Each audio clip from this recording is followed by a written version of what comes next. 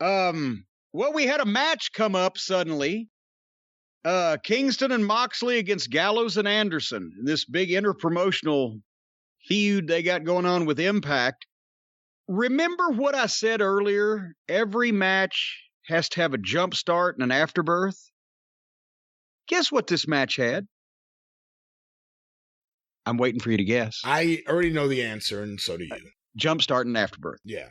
Gallows and Anderson attack Kingston on the stage because Kingston's coming out by himself because his goof partner has to come in from the parking lot, right?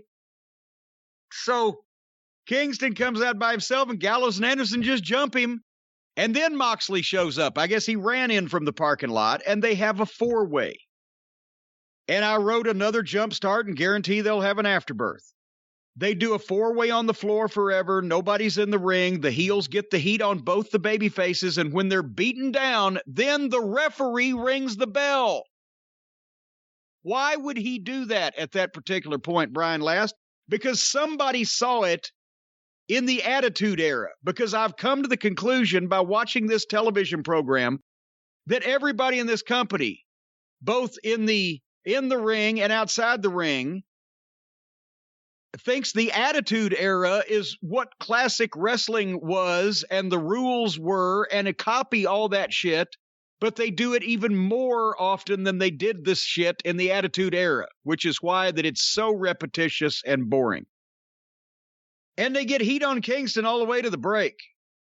So the babyfaces just got shut down. And considering the finish, you would have wanted to shine those baby faces at the start, but that didn't happen. Anyway, they go through a break. They get the heat on Kingston. Finally, Kingston hit a nice little desperation suplex on Anderson, I believe. Both of them sold. Kingston's hot tag to Moxley was lousy, but that was the heel's fault because absolutely nobody was trying to stop him. Mox did his comeback. He did a dive. Then the heel stopped him, and they beat both of them up again. And suddenly, Kingston foils the finish, the double team finish on Moxley, and Moxley small packages Anderson, and immediately they go into the afterbirth. And the heel start getting some more heat, and they chase the referee off. And the referee just runs away, and no other referees come. Did you see, again, selectiveness? One time, somebody gets their face slapped and 25 grown security guards jump in immediately to separate them. Another time, a man is being sodomized by a jackhammer with a 14-inch dildo on the end of it. Nobody comes out to help, that is. So in this case, nobody's coming to help. Here comes Harpo Fingerfuck. He's skipping, and he's snapping his fingers, and he's prancing about, and he sets a chair down in front of Moxley and sits in it, and then Kingston comes from behind and blasts him off the chair, and then they kick the shit out of Kingston. And then, did you see Olivier try to get heat on Moxley by standing on his head and grabbing the ropes and making phony, stagey, funny faces? Yes. So they don't even take this seriously. It's just a big hoot to them. They're spending the guy's money, and it's all a joke. And they appeal to the people who want to laugh at wrestling, not with it. And then they Pillmanize Kingston's ankle in the chair. Nobody's trying to help. It's taking forever. They go to Pillmanize Moxley's throat. So that would have been interesting. But out come Pieface and Balding, and they stop them, but they don't make a save. They just go, whoa, whoa, whoa. Because they're still trying to milk this thing where the Bucks and the Gallows and Anderson are friends, or have been friends. Are they insane? What?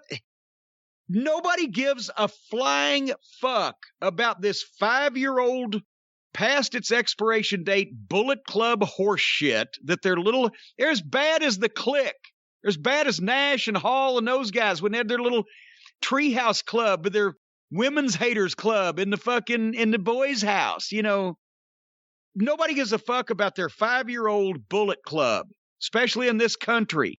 The only people that even know what the fuck it was or that they were in a group together are already watching this program.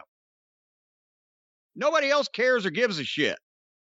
And if they bought the shirt, it's because they thought it had to do with guns at Hot Topic because there was no pictures or names on it. The average person is confused. Wait a minute. The Young Bucks, well, they're good guys. Why are they out here trying to talk to the bad guys and they're supposed to be friends with the bad guys?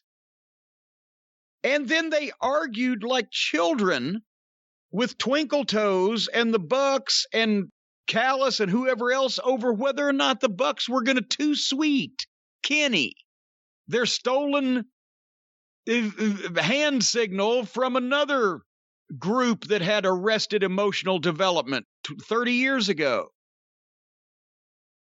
It was just so confusing. Why are they continuing to beat this Bullet Club stuff and think that anybody gives a shit when nobody remembers, nobody cares except the people already watching the program, and there ain't enough of those. They need to get some more.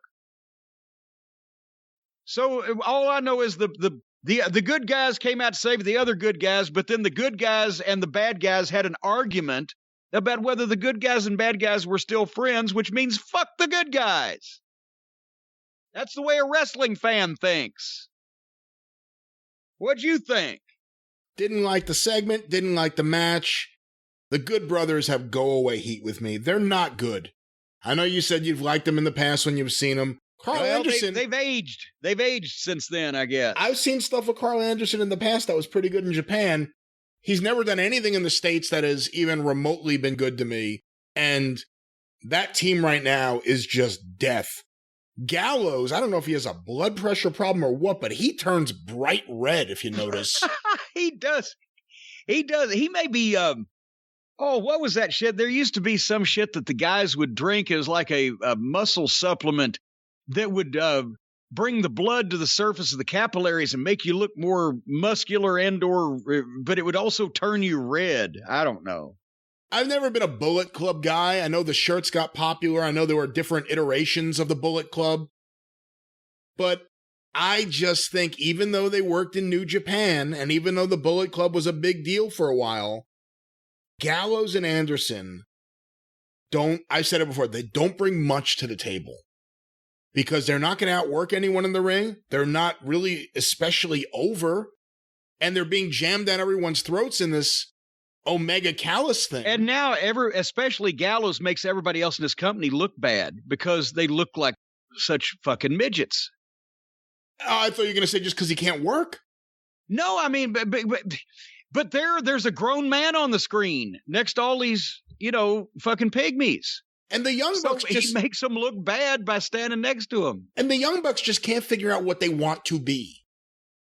They're not that young anymore. Matt Jackson's like in his mid-30s, but he's still like this young guy with angst. What is he so mad about all the fucking time? He's walking around like a little tough guy, and he acts like a heel, but they want to be baby faces. And this whole stupid thing, like you said, it's always driven me nuts. It's one of the reasons why the Bullet Club has always been lame to me, and why for so long, even beyond their work, I thought the Bucks were lame when they were doing the crotch chops and the too sweet. That's someone else's shit. Why don't you just go out there and hold 4 fingers up if you're going to steal someone's shit? It's stupid. It's not yours. What are you trying to be? The whole too sweet thing, enough. You know what? Enough. That was legitimately Kevin Nash and Scott Hall and The Click, Sean Waltman. That was legitimately something they did. And they started doing it on the air. Now all of a sudden, these guys are doing it. There's no history there. It's just, hey, we saw those guys do it. The NWO were cool. We're going to do it too. The cool wrestlers do this. Nah, Bullet Club is so overrated. Even with having AJ Styles have that great year in Japan. Even with Finn Balor being really cool with them. If you're an Omega fan, Omega was in the Bullet Club, and that was around the time he had his big moments in Japan. But look at how many shitty members of the Bullet Club there have been too. Wait a minute. The WWE got Finn Balor and got who AJ. Got AJ Styles, and AEW got the Young Bucks. Yeah, so I just Gallows and Anderson, they belong in Impact. Let Impact have them. I'm afraid they're going to leave Impact and start working for AEW full time, and then we'll have to watch their matches more, but not good. Not good at all. They could come down with that scarlet fever, and then they'd be medically uncleared. And like you said, Cody has one guy badly punching his shoulder. And boy, Billy Gunn's kids ran in there like they were saving the world. We got to save death, right? Yeah. There's going to be a killing here. Moxley's and Kingston are getting their asses kicked. No one. Now, I know sometimes that works. Sometimes if it's a heel who is now a babyface, no one wants to save them for good reason. They don't have any friends. Why isn't anyone saving Moxley? What does anyone have against Moxley there? Because he won't dress with him in the locker room. He's not one of the boys. He has to dress out in the parking lot.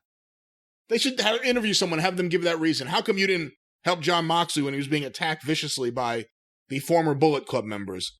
Well, you know, he thinks he's better than us. He won't dress in the locker room with us. We never see him at catering.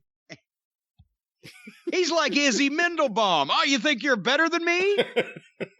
All right, for the Seinfeld folks in the audience,